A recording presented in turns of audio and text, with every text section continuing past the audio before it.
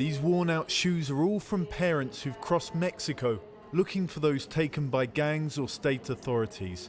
Their stories mirror Anna's, whose son was kidnapped 6 years ago. She says she's since been stonewalled by the police. I've walked the whole country in these shoes, doing the investigation that the authorities just don't want to do. And that's what that means for us, emotional and physical exhaustion. Mexican authorities are accused of being actively involved or of ignoring a number of atrocities. In 2014, local police and a gang disappeared 43 students. Soldiers shot 22 people in a warehouse. Thousands have complained of torture. A new report claims it adds up to a systematic state policy of committing abuses with impunity.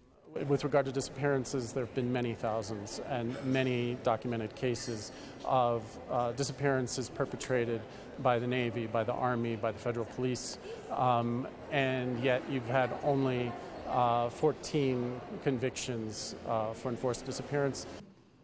The report from Mexican and international civil rights groups say the repeated atrocities mean high-level officials could be taken to the International Criminal Court for crimes against humanity.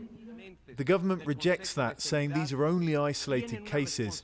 In September last year, President Peña Nieto told the UN that Mexico was a nation fully committed to the law, human rights and peace.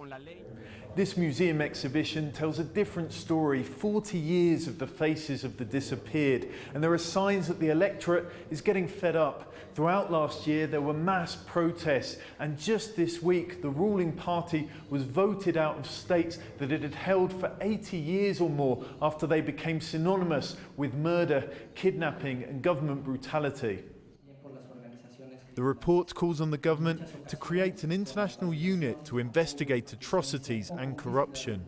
A similar one recently helped topple the president of neighbouring Guatemala.